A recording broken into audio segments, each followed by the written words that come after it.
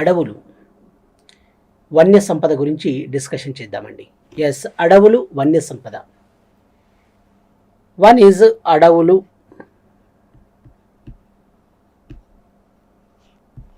వన్య సంపద.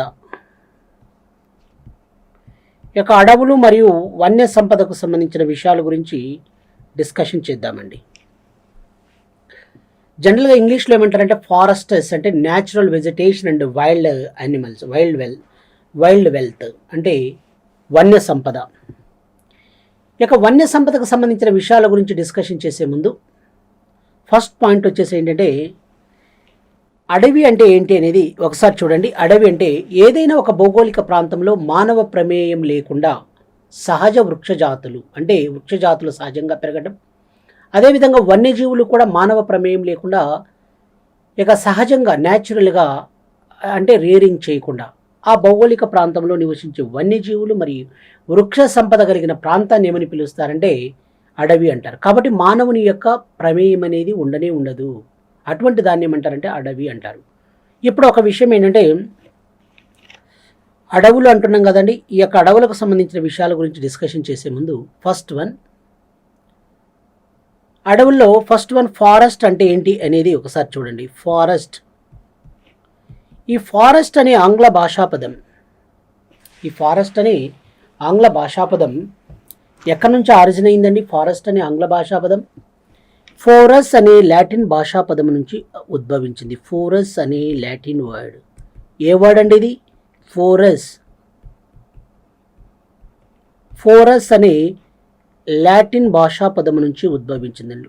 ఫోరస్ అనే లాటిన్ వర్డ్, ఫోరస్ అనే లాటిన్ భాషాపదం నుంచి ఉద్భవించడం జరిగింది. వన్ ఇస్ ఇక ఫోరస్ అనే లాటిన్ వర్డ్ నుంచి వచ్చిందండి. ఎక్కడి నుంచి వచ్చింది ఇది? It is derive from Porus Latin word. Porus అనే లాటిన్ భాషాపదం నుంచి ఉద్భవించడం జరిగింది. ఇప్పుడు చూడండి ఇంకొక విషయం. కాబట్టి ఫారెస్ట్ అనే ఆంగ్ల భాషాపదం ఫోరస్ అనే లాటిన్ భాషాపదం నుంచి ఉద్భవించింది. ఫోరస్ అనే లాటిన్ భాషాపదమునకు తెలుగులో అర్థం వచ్చేసి ఏంటంటే గ్రామం వెలుపలి సరిహద్దు. ఏంటండి? గ్రామం వెలుపలి సరిహద్దు అంటారు. Outskirts of the village, outskirts of the village అంటే గ్రామం యొక్క వెలుపలి సరిహద్దు. ఎస్, గ్రామం వెలుపలి సరిహద్దు అని. ఇంకొకటి ఏమంటారంటే పొలిమేరా అని కూడా అంటారండి. పొలిమేరా అంటారు. కాబట్టి ఫారెస్ట్ అనే ఆంగ్ల భాషాపదం ఫోరస్ అనే లాటిన్ భాషాపదం నుంచి ఉద్భవించింది. ఫోరస్ అనే లాటిన్ భాషాపదమునకు తెలుగులో అర్థం గ్రామం వెలుపలి సరిహద్దు. దీన్ని ఇంగ్లీష్లో ఏమంటారంటే అవుట్స్కర్ట్స్ ఆఫ్ ద విలేజ్ అంటారు. ఇంకొక మాట ఏమంటారంటే పొలిమేరా అంటారండి. పొలిమేరా అని పిలుస్తారు. ఎస్, వీటికి సంబంధించిన విషయాలు ఇప్పుడు ఒక్కొక్కటి కొన్ని ఫ్యాక్ట్ షీట్ గురించి మాట్లాడదామండి. మార్చ్ 21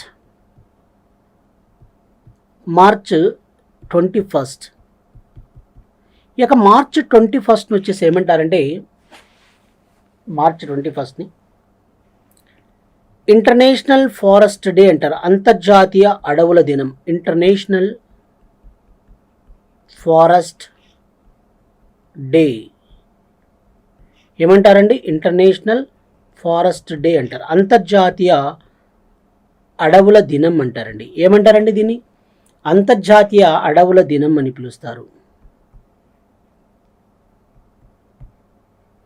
అంతర్జాతీయ అడవుల దినం, ఇంటర్నేషనల్ ఫారెస్ట్ డే అంటే అంతర్జాతీయ అడవుల దినం అని అర్థం. ఓకేనా అండి? ఎస్. నెక్స్ట్ వన్, ఇంకా మనం డిస్కషన్ చేయాల్సిన అంశాల్లో ముఖ్యమైన అంశాలు వచ్చేసి ఏంటంటే 2011 సంవత్సరం. ఇక 2011 ఇయర్ని యునెస్కో అండి. యునెస్కో అంటే ఏంటంటే United Nations Educational Scientific and Cultural Organization అంటారు. United Nations Educational Scientific and Cultural Organization అంటే it is a integral part of UNO అండి. యుఎన్ఓ యొక్క అంతర్భాగమే ఈ యొక్క UNESCO. UNESCO stands for United Nations Educational Scientific and Cultural Organization అంటారు. ఈ యొక్క UNESCO United Nations Educational Scientific and Cultural Organization వాళ్ళు ఈ యొక్క 2011 సంవత్సరాన్ని దేనిగా డిక్లేర్ చేశారు అంటే, దేనిగా డిక్లేర్ చేశారండి? ఇంటర్నేషనల్ ఫారెస్ట్ డే, అంతర్జాతీయ అడవుల దినంగా.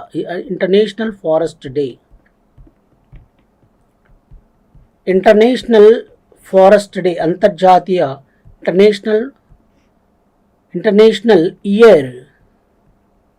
ఇంటర్నేషనల్ ఇయర్ ఆఫ్ ఫారెస్టర్స్గా డిక్లేర్ చేశారన్న విషయాన్ని మీరు గుర్తు. ఇంటర్నేషనల్ ఇయర్ ఆఫ్ ఫారెస్టర్స్, అంతర్జాతీయ అడవుల సంవత్సరంగా ప్రకటించడం జరిగింది. దేనిగా ప్రకటించారండి?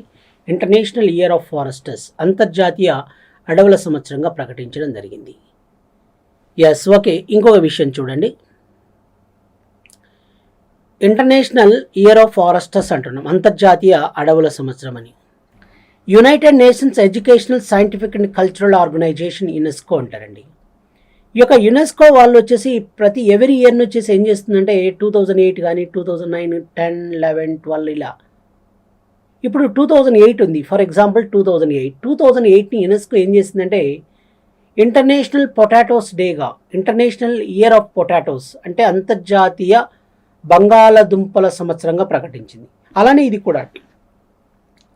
కాబట్టి 2011 సంవత్సరాన్ని UNESCO international year of foresters, అంతర్జాతీయ అడవుల సంవత్సరంగా డిక్లేర్ చేయడం జరిగింది. Yes, okay. ఇంకొక విషయం చూడండి, ఇవి ఇలా విషయాలు. ఇంకా దీనికి సంబంధించిన అంశాలు ఇంకా మనం చెప్పుకోవాలంటే అక్టోబర్ 4 అండి. ఏంటి ఈ యొక్క అక్టోబర్ 4 యొక్క స్పెషాలిటీ అంటారు? ఇది వచ్చేసి వైల్డ్ లైఫ్ కన్జర్వేషన్ డే అంటారు. వైల్డ్ లైఫ్ కన్జర్వేషన్ డే అంటారండి. ఈ యొక్క వైల్డ్ లైఫ్ కన్జర్వేషన్ డే అంటే వన్యమృగ సంరక్షణ దినోత్సవం. వైల్డ్ లైఫ్ కన్జర్వేషన్ డే అంటే వన్యమృగ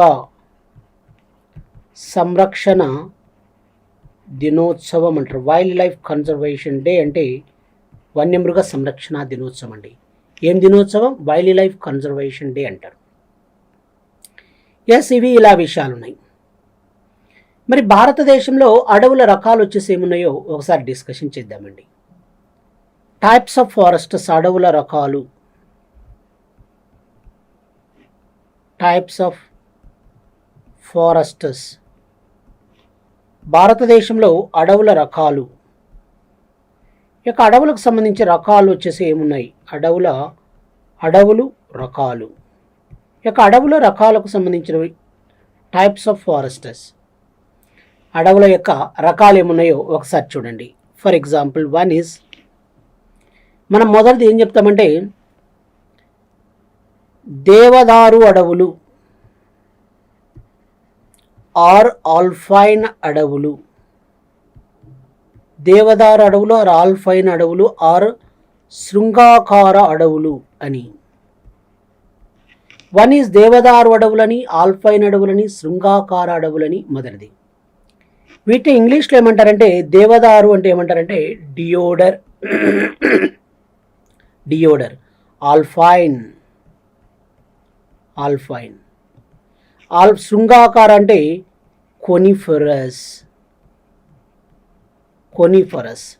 దేవదారు అడవులు అన్నాం. వన్ ఈజ్ దేవదారు అడవులు. ఈ దేవదారు అడవులకు సంబంధించిన విషయాలు, దేవదారు అడవులు అన్నా, ఆల్పైన్ అడవులు అన్నా, శృంగాకార అడవులు అన్నా ఒకటేనండి, అన్నీ ఒకటే. కానీ అలా డిఫరెంట్ నేమ్స్తో పిలుస్తున్నారు. కాబట్టి మీరు రేపు కన్ఫ్యూజ్ కావాల్సిన అవసరం లేదు. డియోడర్, ఆల్పైన్ ఆర్ కొనిఫరస్.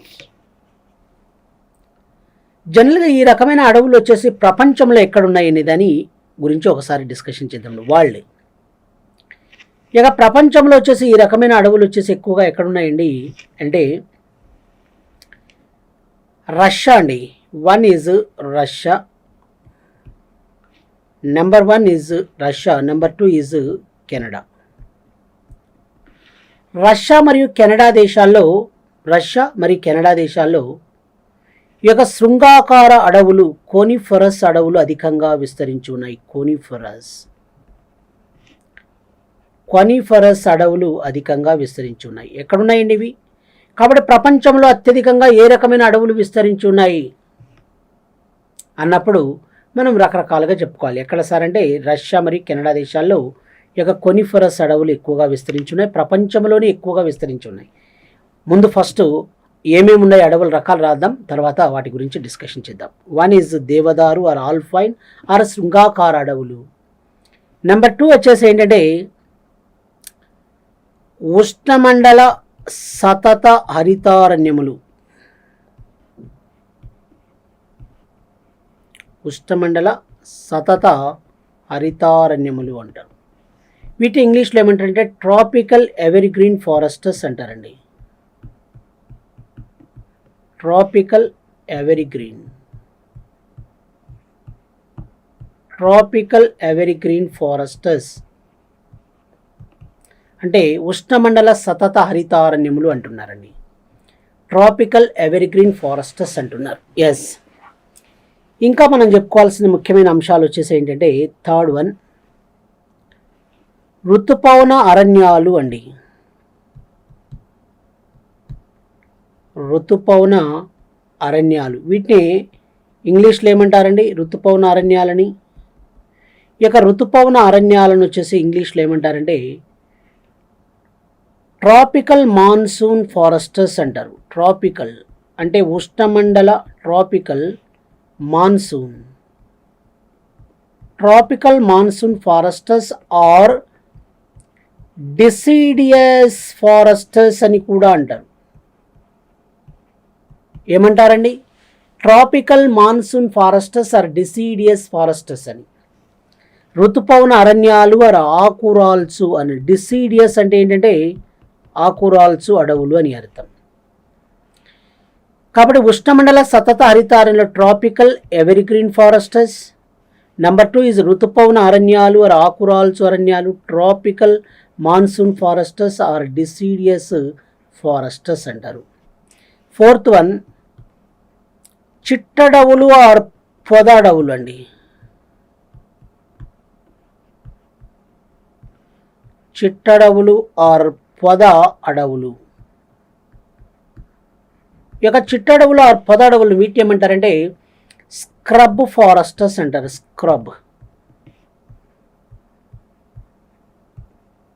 స్క్రబ్ ఫారెస్టర్స్ అంటారు.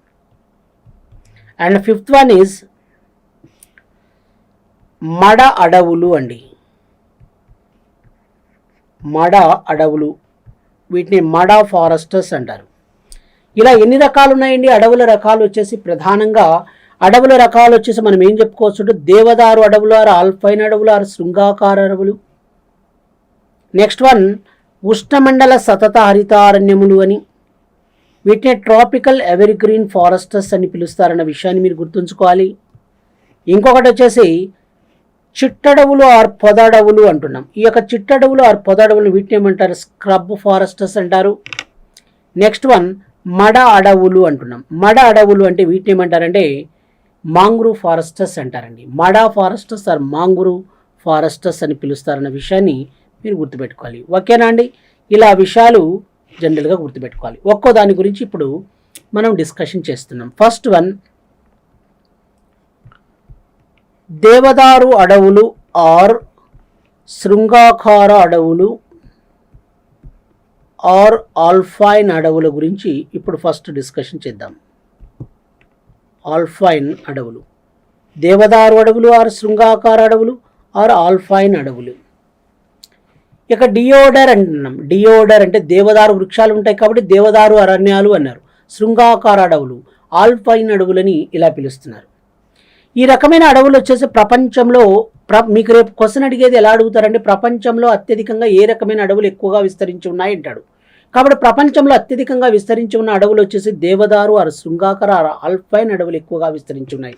శృంగాకార అంటే ఏంటంటే కొనిఫరస్ అని అర్థం. కొనిఫరస్ అంటారు.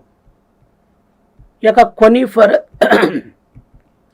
కొనిఫరస్ అడవులు ఎక్కువగా విస్తరించిన దేవదారు ఆర్ శృంగాకార ఆర్ ఆల్పైన్ అడవులు ఎక్కువగా విస్తరించి ఉన్నాయి. ఓకేనండి? ఇది ఇలా విషయాలు.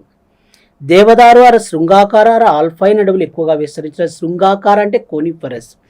కాబట్టి ప్రపంచంలో అత్యధికంగా విస్తరించి ఉన్న అడవులు వచ్చేసి శృంగాకార అడవులు అండి. ఎక్కడ విస్తరించి ఉన్నాయి అత్యధికంగా? రష్యా మరియు కెనడా దేశాలలో విస్తరించి ఉన్నాయి. రష్యా మరియు కెనడా అండి. ఈ యొక్క రష్యా మరియు కెనడా దేశాల్లో ముఖ్యంగా ఏ ప్రాంతంలో ఈ రకమైన అడవులు ఎక్కువగా విస్తరించి ఉన్నాయంటే టైగా ప్రాంతం అండి. టైగా ప్రాంతంలో ఈ రకమైన అడవులు ఎక్కువగా విస్తరించి ఉన్నాయి. టైగా రీజియన్, టైగా ప్రాంతంలో ఈ రకమైన అడవులు ఎక్కువగా విస్తరించి ఉన్నాయి. ఇప్పుడు చూడండి, రష్యాలోని సైబీరియా యొక్క రష్యాలోని సైబీరియా ప్రాంతం మనకందరికీ తెలుసు. ఈ యొక్క రష్యాలోని సైబీరియా ప్రాంతంలో ఈ యొక్క టైగా ప్రాంతంలో ఏ రకమైన అడవులు ఉన్నాయి? శృంగాకార అడవులు ఉన్నాయి. ఇక ఎండాకాలం సమ్మర్ సీజన్ రాగానే ఇక్కడ ఏం చేస్తారంటే అందరూ కూడా అక్కడ ఉండే ప్రజానికం వచ్చేసి ఎక్కువ మంది ఏం చేస్తారంటే ఈ యొక్క గొడ్డళ్ళు తీసుకొని మొత్తం ఈ యొక్క టైగా రీజియన్లో చెట్టు నరకడానికి వెళ్తారండి. సైబీరియా ప్రాంతంలో టైగా రీజియన్లో, పర్టికులర్గా టైగా రీజియన్, సైబీరియాలోని టైగా రీజియన్లో చెట్లను నరికేస్తారు.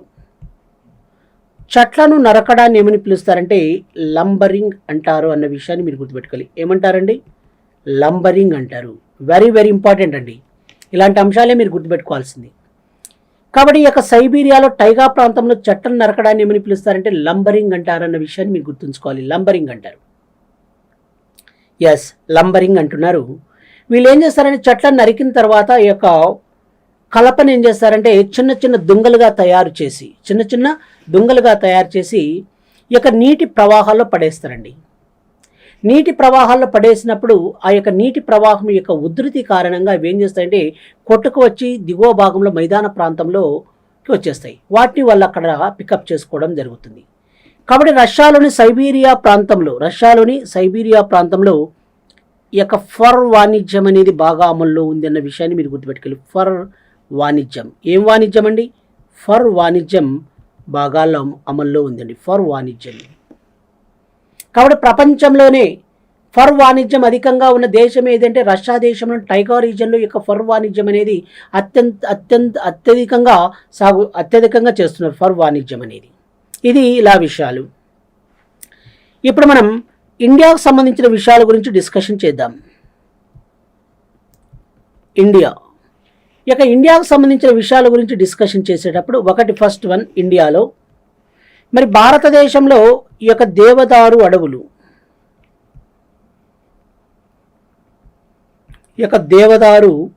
అంటున్నాం. ఏం అడవులు అండి? దేవదారు అడవులు. ఇక దేవదారు అడవులకు సంబంధించిన విషయాల గురించి డిస్కషన్ చేసేటప్పుడు ఇక్కడ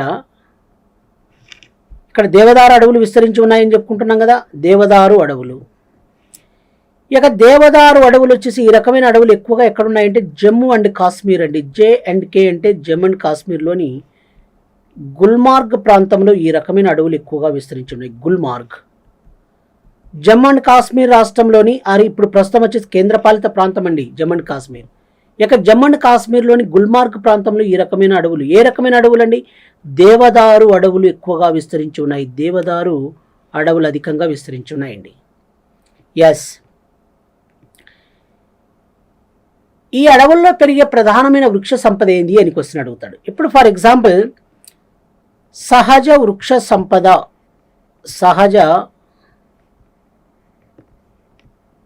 సంపద అండి. ఇక్కడ పెరిగే ప్రధానమైన సహజ వృక్ష సంపద న్యాచురల్ వెజిటేషన్. ఏం పెరుగుతుందండి? న్యాచురల్ వెజిటేషన్, వృక్ష సంపద. ఇక్కడ పెరిగే ప్రధానమైన వృక్ష సంపద న్యాచురల్ వెజిటేషన్. ఇక్కడ పెరిగే ప్రధానమైన వృక్ష సంపద వచ్చేసి ఏంటంటే ముఖ్యంగా వన్ ఇస్ దేవదారు వృక్షాలు పెరుగుతాయండి. దేవదారు వృక్షాలు పెరుగుతాయి. అదేవిధంగా ఫర్ ఫైన్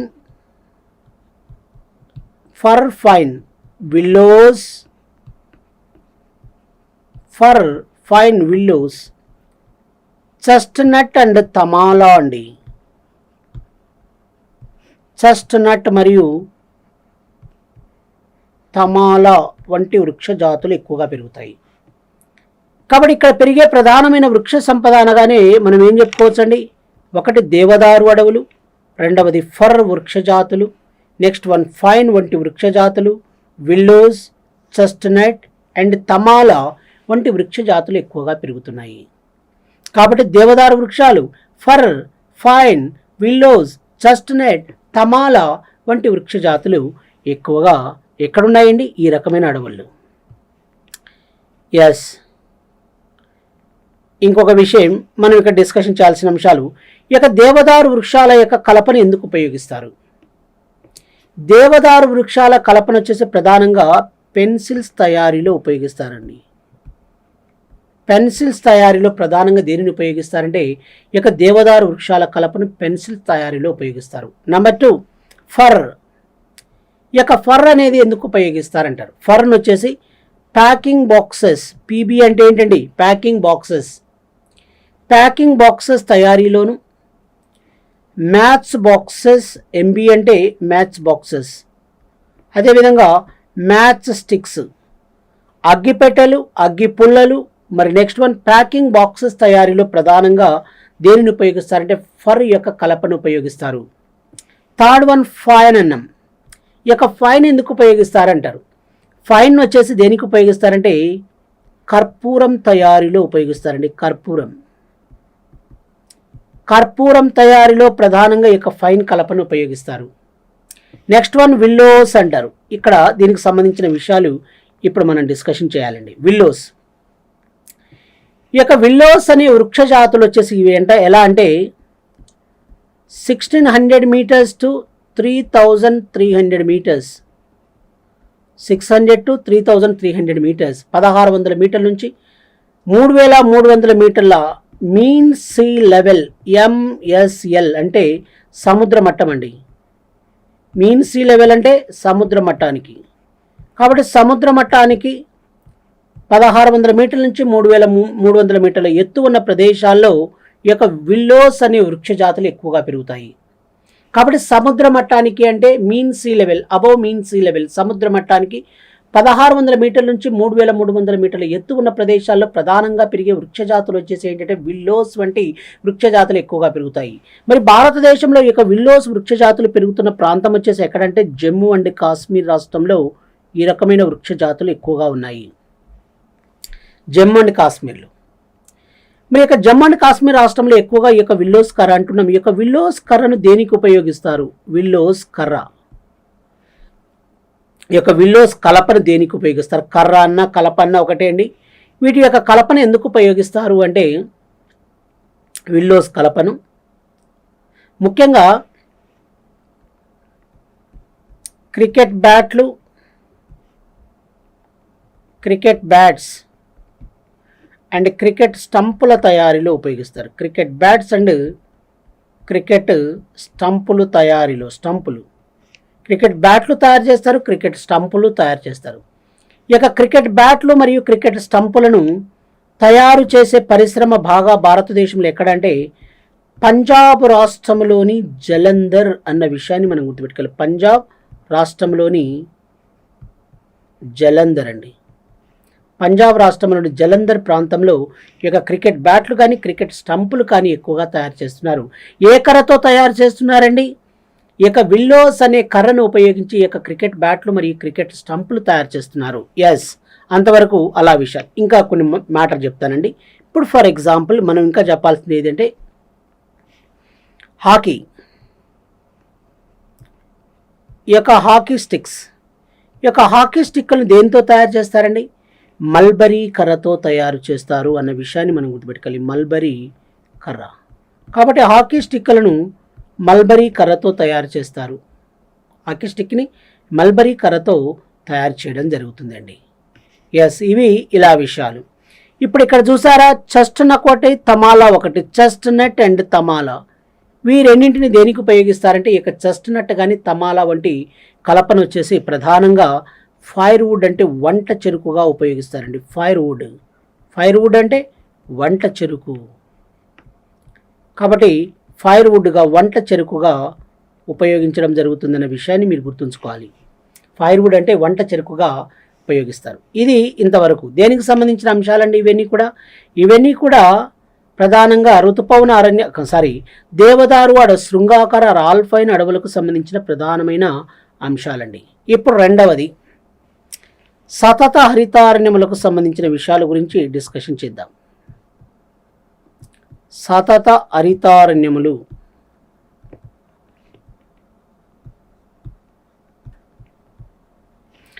సతత హరితారణ్యములకు సంబంధించిన విషయాల గురించి డిస్కషన్ చేసే ముందు ఇప్పుడు చూడండి, సతత హరితారణ్యములు అంటున్నాం. సతత హరితారణ్యాలకు సంబంధించిన విషయాలు ఫస్ట్ వన్ మనం డిస్కషన్ చేయాల్సింది ఏదంటే ఉష్ణమండల సతత హరితారణ్యములు అంటున్నామండి. ట్రాపికల్ ఎవర్గ్రీన్ ఫారెస్టర్స్ అంటారు. ఉష్ణమండల సతత హరితారణ్యములు వచ్చేసి ఎక్కడ విస్తరించి ఉన్నాయంటే వన్ ఈజ్ వెస్టర్న్ ఘాట్స్ పశ్చిమ కనుమలు, మరి అదేవిధంగా ఏంటంటే ఇది పడమటి కనుమలు అంటారు. వీటిని వెస్టర్న్ ఘాట్స్ పడమటి కనుమలు, వెస్టర్న్ ఘాట్స్లోను పడమటి కనుమల్లోను. నెంబర్ 2 వచ్చేసి ఇంకా ఎక్కడ సతత హరితారణ్యములు ఎక్కడ విస్తరించి ఉన్నాయండి వెస్టర్న్ ఘాట్స్ పడమటి కనుమల్లో. అదేవిధంగా ఇంకా ఎక్కడండి వెస్టర్న్ ఘాట్స్ పడమటి కనుమల్లోను. నెక్స్ట్ ఇంకా మనం డిస్కషన్ చేయాల్సిన ముఖ్యమైన Andaman and Nicobar islands A and N అంటున్నాం. అండమాన్ నికోబార్ దీవులు అండమాన్ నికోబార్ ఐలాండ్స్లో కూడా ఉన్నాయి. అదేవిధంగా north east part of India భారతదేశం ఈశాన్య భాగంలో, north east part of India భారతదేశం ఈశాన్య భాగంలో కూడా. కాబట్టి north east part of India భారతదేశం ఈశాన్య భాగంలోను, తర్వాత వచ్చేసి అండమాన్ నికోబార్ దీవులను వెస్టర్న్ ఘాట్స్ పడమటి కనుమల్లోను. ఇంకా మనం ఏం చెప్పుకోవచ్చు అంటే ఇవే కాకుండా ఇంకా ఎక్కడంటే హిమాలయన్ మౌంటైన్స్లో కూడా హిమాలయన్ మౌంటైన్స్లో కొన్ని ఏరియాలో పెరుగుతున్నాయి. ముఖ్యంగా ఎక్కడంటే సివాలిక్ రేంజెస్. కాబట్టి ఇవన్నీ ప్రధానంగా వెస్టర్న్ ఘాట్స్ పడమటి కనుమలు, అండమాన్ నికోబార్ దీవులు, north east part of India, Himalayan మౌంటైన్స్లో సివాలిక్ ప్రాంతాలు ఎక్కువగా ఈ రకమైన అడవులు ఎక్కువగా ఉన్నాయి. వీటికి సంబంధించిన విషయాలు ఇప్పుడు చూద్దామండి. Western Ghats one is Andaman Nicobar islands, north east part of India and Himalayan mountains, particularly one is western Ghats. ఈ ఏరియాలో పెరుగుతాయి. ఇక్కడ వర్షపాతం ఎంత కావాలండి ఈ రకమైన అడవులకి అంటే 200 సెంటీమీటర్స్ 200 సెంటీమీటర్ల పైబడి యాన్యువల్ రెయిన్ఫాల్ వార్షిక వర్షపాతం అవసరం. ఎంత కావాలండి వర్షపాతం? వార్షిక వర్షపాతం వచ్చేసి 200 centimetres over 200 centimetres annual rainfall it requires. 200 సెంటీమీటర్ల పైబడి వార్షిక వర్షపాతం ఎడవలకు అవసరం. ఓకేనండి. ఎంత కావాలి వర్షపాతం? 200 సెంటీమీటర్స్ 200 సెంటీమీటర్ల పైబడి వార్షిక వర్షపాతం అవసరం. ఈ అరణ్యాల్లో పెరిగే వృక్ష సంపద వచ్చేసి ఏముంది అంటారు? Natural vegetation. ఈ అడవుల్లో పెరిగే వృక్ష సంపద న్యాచురల్ వెజిటేషన్. న్యాచురల్ వెజిటేషన్ వృక్ష సంపద వచ్చేసి ఇక్కడ పెరిగే ప్రధానమైన వృక్ష సంపద న్యాచురల్ వెజిటేషన్. ఏం పెరుగుతుంది సార్ ఇక్కడ? ఏమేమి చెట్లు పెరుగుతాయి? కాబట్టి న్యాచురల్ వెజిటేషన్ వచ్చేసి ముఖ్యంగా one is natural vegetation మహాగని,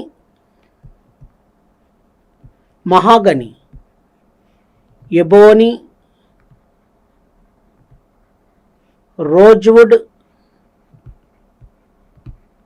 and cinchona అండి. Mahogany, ebony, rosewood and cinchona వంటి వృక్ష జాతులు ఎక్కువగా పెరుగుతాయి. కాబట్టి ఒకటి మహాగని, ఎబోని, రోజ్వుడ్, సింకోనా వంటి వృక్ష జాతులు ఎక్కువగా పెరుగుతాయన్న విషయాన్ని మీరు గుర్తుపెట్టుకోవాలి. మహాగని, ఎబోని, రోజ్వుడ్ అండ్ సింకోనా. మహాగని వృక్షాల కలపను దేనికి ఉపయోగిస్తారంటే ఫర్నిచర్ మేకింగ్, ఫర్నిచర్ తయారీలో ఉపయోగిస్తారండి. ఫర్నిచర్ తయారీలో ఎక్కువగా ఉపయోగిస్తారు. దేన్ని? మహాగని కలపను. నెక్స్ట్ వన్ ఎబోని ఉంది. ఎబోని కలపను దేనికి ఉపయోగిస్తారు అంటే పియానో సంగీత పరికరం తయారీలో, పియానో సంగీత పరికరం తయారీలో ఉపయోగిస్తారు. పియానో సంగీత పరికరం, piano music instrument. Next one rosewood మరియు సింకోనా అన్నాం కదండి.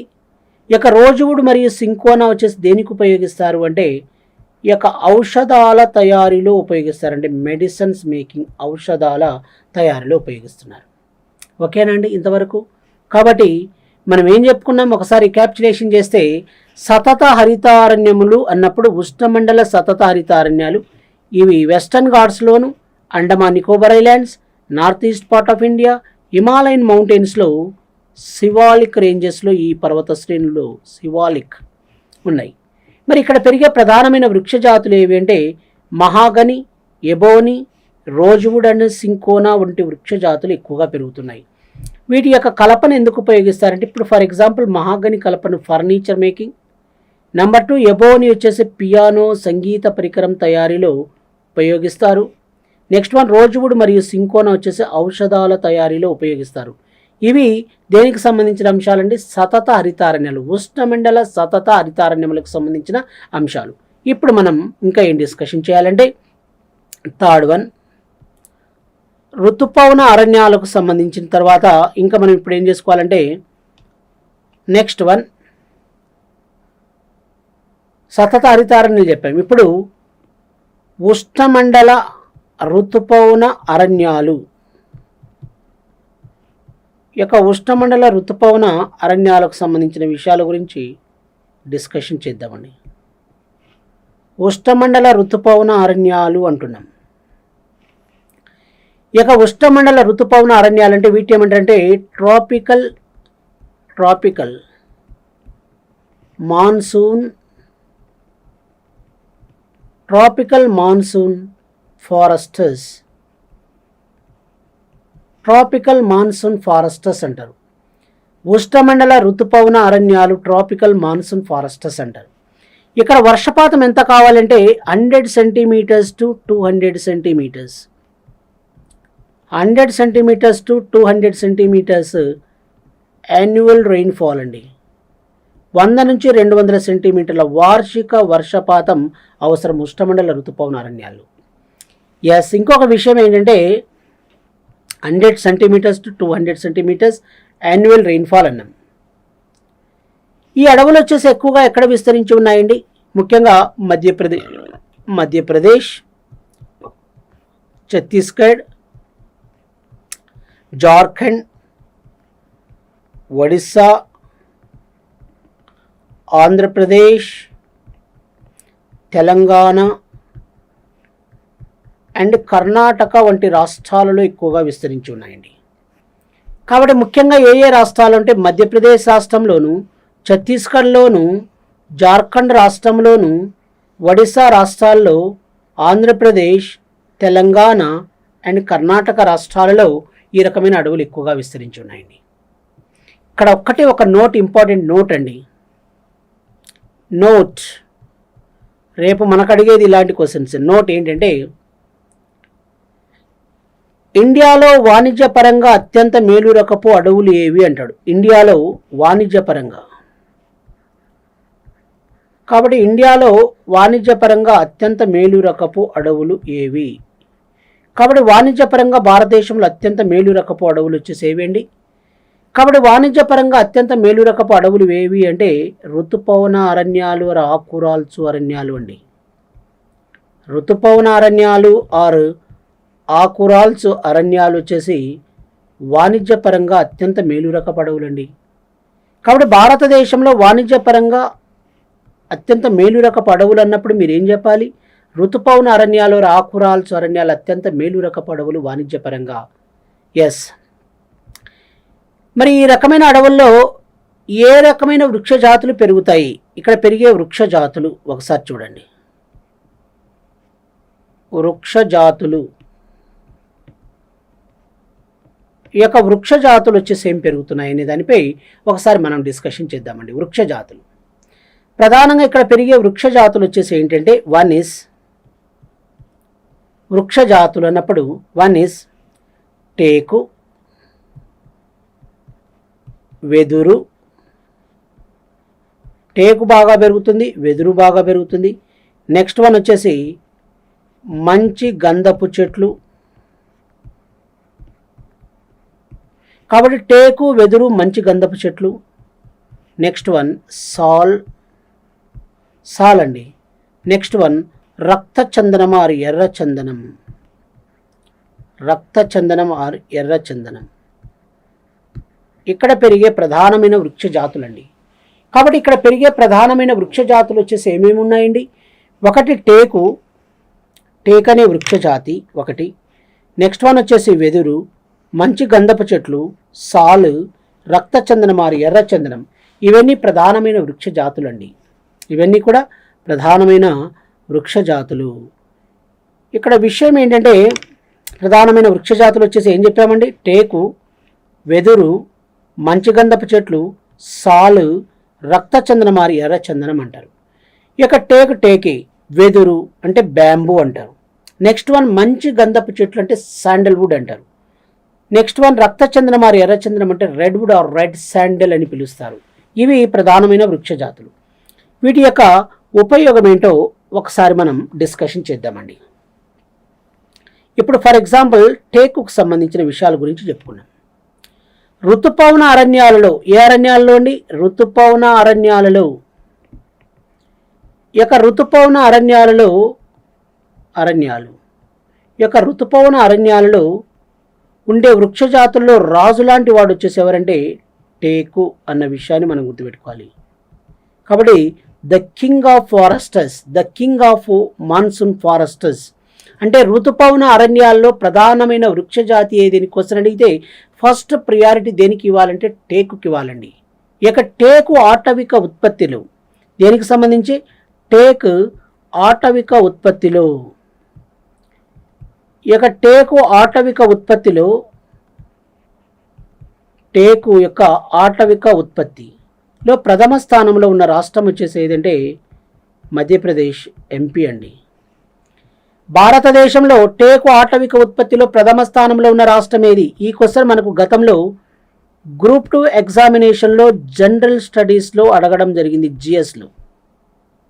కాబట్టి భారతదేశంలో టేకు ఆటవిక ఉత్పత్తిలో ప్రథమ స్థానంలో ఉన్న రాష్ట్రం ఏది? కాబట్టి భారతదేశంలో టేకు ఆటవిక ఉత్పత్తిలో ప్రథమ స్థానంలో ఉన్న రాష్ట్రం వచ్చేసి మధ్యప్రదేశ్ రాష్ట్రం అన్న విషయాన్ని మీరు గుర్తుంచుకోవాలి. ఏ రాష్ట్రం అండి? మధ్యప్రదేశ్, ఎంపీ. ఎస్. రెండవది బ్యాంబూ అంటున్నాం. ఇక బ్యాంబూ అంటే ఏంటండి? వెదురు. బ్యాంబూ అంటే ఏంటండి? వెదురు. ఇక బ్యాంబూకు సంబంధించిన విషయాల గురించి మనం ఇప్పుడు డిస్కషన్ చేయాలి. బ్యాంబూ వచ్చేసి ఏంటి? దీని యొక్క విషయం ఏంటంటే బ్యాంబూ అనగానే మీరు ఒకటే విషయం గుర్తుపెట్టుకోవాలండి. ఇక బ్యాంబూ వచ్చేసి పూర్ మ్యాన్స్ వుడ్ అంటారండి. పూర్ మ్యాన్స్ వుడ్ అంటే పేదవాడి కలప అంటారు. ఏమంటారండి? పేదవాడి కలప అంటారు. పేదవాడి కలప. పూర్ మ్యాన్స్ వుడ్ అంటే పేదవాడి కలప అంటారండి. ఎస్, బ్యాంబూను పేదవాడి కలప అంటారు. ఇక బ్యాంబూ సాగును వచ్చేసి ఏమంటారంటే బ్యాంబూ అంటే వెదురు సాగు అండి. బ్యాంబూ సాగు అంటే వెదురు సాగును ఏమని పిలుస్తారంటే సిల్వీ కల్చర్ అంటారు. ఏమంటారండి? సిల్వీ కల్చర్ అని పిలుస్తారు. సిల్వీ కల్చర్ అని పిలుస్తారన్న విషయాన్ని మీరు గుర్తుపెట్టుకోవాలి. ఏమంటారండి? బ్యాంబూ సాగును సిల్వీ కల్చర్ అంటారండి. సిల్వీ కల్చర్ అని పిలుస్తారు. ఇక బ్యాంబూ సాగును సిల్వీ కల్చర్ అంటారు. ఇంకొక విషయం ఏంటంటే ఇక బ్యాంబూ సాగును సిల్వీ కల్చర్ అంటే దీన్ని బ్యాంబూను వచ్చేసి ఏమంటారు? వెదురుని ఏమంటారంటే గ్రీన్ గోల్డ్ అంటారండి. గ్రీన్ గోల్డ్, పచ్చ బంగారం, గ్రీన్ గోల్డ్ అని పిలుస్తారు. ఏమంటారండి? దీన్ని గ్రీన్ గోల్డ్, పచ్చ బంగారం అంటారు అన్న విషయాన్ని మీరు గుర్తుపెట్టుకోవాలి. కాబట్టి వెదురును గ్రీన్ గోల్డ్, పచ్చ బంగారం అంటారు. ఎస్. ఇంకొక నోట్ అండి, ఇంపార్టెంట్ నోట్. ఏంటి యొక్క ఇంపార్టెంట్ నోట్ వచ్చేసి ఏంటంటే వెదురు సాగుపై ఏం సాగండి? వెదురు సాగుపై మేధో సంపత్తి హక్కు పొందిన గ్రామం ఏది? మేధో సంపత్తి అండి. అంటే పేటెంట్ రైట్ అంటాం కదండి. మేధో సంపత్తి హక్కు అంటే పేటెంట్ రైట్, మేధో సంపత్తి హక్కు. ఇక మేధో సంపత్తి హక్కు పొందిన గ్రామం ఏది? కాబట్టి వెదురు సాగుపై మేధో సంపత్తి హక్కు పొందిన గ్రామం వచ్చేసి మనం ఏం చెప్పుకోవచ్చు అంటే మహారాష్ట్రలోని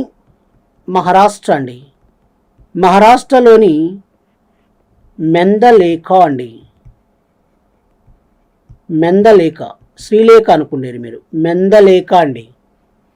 కాబట్టి భారతదేశంలో ఇప్పుడు ఫర్ ఎగ్జాంపుల్ వెదురు సాగుపై మేధో సంపత్తి హక్కు పొందిన గ్రామంగా దేనిని పరిగణిస్తారంటే ఈ యొక్క మెందలేఖ గ్రామం అండి. ఏం గ్రామం ఇది? మెందలేఖ గ్రామం. చూడండి, వెరీ వెరీ ఇంపార్టెంట్. కాబట్టి భారతదేశంలో ఇప్పుడు విషయం చెప్పాలంటే ఏంటంటే వెదురు సాగుపై పేటెంట్ రైట్ అంటే మేధో సంపత్తి హక్కు పొందిన గ్రామంగా దేనిని పరిగణిస్తున్నారంటే మెందలేఖ గ్రామం. ఈ యొక్క మెందలేఖ అనే గ్రామం వచ్చేసి ఎక్కడుందంటే మహారాష్ట్రలోని గడ్చిరోలి జిల్లాలో ఉంది అండి. మహారాష్ట్రలోని గడ్చిరోలి గ్రామం అండి. ఈ యొక్క మహారాష్ట్రలోని గడ్చిరోలి గ్రామంలో ఈ యొక్క మెందలేఖ అనే గ్రామం ఉంది. ఇది ఇలా విషయాలు. వెదురు సాగుపై మేధో సంపత్తి హక్కు పొందిన మొదటి గ్రామం ఏదండి? మెందలేఖ. ఇది ఎక్కడుందండి? మహారాష్ట్రలో గడ్చిరోలిలో ఉందండి. మహారాష్ట్రలోని గడ్చిరోలి మెందలేఖ గ్రామం. కాబట్టి మీరు ఏం చెప్పుకోవాలి ఇక్కడ? మెందలేఖ అనేది ఎక్కడుందంటే ఏ జిల్లాలో ఉందంటే Gadchiroli district in the state of Maharashtra. Gadchiroli district in the state of Maharashtra. సరే, ఈ గడ్చిరోలికి సంబంధించిన కొంతమంది ఇలాంటి అంశాలు కూడా మనం తెలుసుకోవాలి మాస్టర్. ఇక గడ్చిరోలికి చెందిన కొంతమంది ప్రముఖ సోషల్ వర్కర్స్ అంటే సామాజిక కార్యకర్తలు అండి. సోషల్ వర్కర్స్ ఎవరండి? ఈ యొక్క గడ్చిరోలికి చెందిన ప్రముఖ సోషల్ వర్కర్స్ మీకు అందరికీ తెలుసండి, బ్రహ్మాండంగా తెలుసు. జగమెరిగిన బ్రాహ్మణులు మీరంతా, అన్నీ తెలుసు. కానీ సార్ చెప్తాడా లేదా అని మీరు అంతా కూడా ఎదురు చూస్తారు. కానీ మీకు అన్నీ తెలుసు. సార్ ఏం చెప్తాడు, సార్ని ఎలా పాయింట్అవుట్ చేయాలి అని. కాబట్టి ఈ యొక్క సోషల్ వర్కర్స్ వచ్చేసి ఎవరంటే ఫస్ట్ వన్ బాబా ఆమ్టే అండి. ఎవరండి ఆయన? బాబా ఆమ్టే ఈయన famous social worker, is belongings to Maharashtra, Gadchiroli. Number 2 Prakash Amte. Baba Amte, Prakash Amte. And third one is Mandakini Amte అండి. ప్రకాష్ ఆమ్టే, మందాకిని ఆమ్టే. కాబట్టి ఎవరెవరండి? బాబా ఆమ్టే, ప్రకాష్ ఆమ్టే అండ్ మందాకిని ఆమ్టే. మీకు ఆల్రెడీ ఇక్కడ అర్థమైపోయి ఉంటుంది. అందరు ఆమ్టేలు వస్తారు. ఎవరు సార్ వీళ్ళు? ఎవరు బంధువులు ఉన్నట్టున్నారని. వీళ్ళంతా బంధువులే, వీళ్ళంతా సోషల్ వర్కర్స్తో పాటు బంధువులండి, రిలేటివ్స్, బ్లడ్ రిలేషన్ వీళ్ళందరిది కూడా. ముఖ్యంగా ఎవరంటే బాబా ఆమ్టే. ఈ యొక్క బాబా ఆమ్టే వచ్చేసి ప్రముఖ సోషల్ వర్కర్. ఆయన కుమారుడే ప్రకాష్ ఆమ్టే. ప్రకాష్ ఆమ్టే మిస్సెస్ భార్యనే మందాకిని ఆమ్టే. కాబట్టి బాబా ఆమ్టే, ప్రకాష్ ఆమ్టే, మందాకిని ఆమ్టే ఈ ముగ్గురు కూడా ప్రముఖ సోషల్ వర్కర్స్ అండి. వీళ్ళు ఎక్కడ సంబంధించిన వాళ్ళండి? మహారాష్ట్రలోని గడ్చిరోలి గ్రామానికి చెందిన వాళ్ళు, గడ్చిరోలి జిల్లాకు చెందిన వాళ్ళు. వీళ్ళంతా సోషల్ వర్కర్స్ అండి. బాబా ఆమ్టే ప్రముఖ సోషల్ వర్కర్, ఆయన కుమారుడు ప్రకాష్ ఆమ్టే కూడా ప్రముఖ సోషల్ వర్కర్, మరి ఆయన మిస్సెస్ మందాకిని ఆమ్టే కూడా ప్రముఖ సోషల్ వర్కర్స్. వీళ్ళందరూ కూడా సోషల్ వర్కర్స్. ఇక్కడ గమ్మత్తు ఏంటంటే తండ్రి, కొడుకు యొక్క భార్య, కోడలు, ఈ ముగ్గురికి కూడా ఏషియన్ నోబెల్ అండి. ఏషియన్ నోబెల్గా దేనిని పరిగణిస్తారంటే, ఆసియా నోబెల్గా దేనిని పిలుపుస్తారంటే రామన్ మెగసెసే అవార్డ్ అండి. Ramon Magsaysay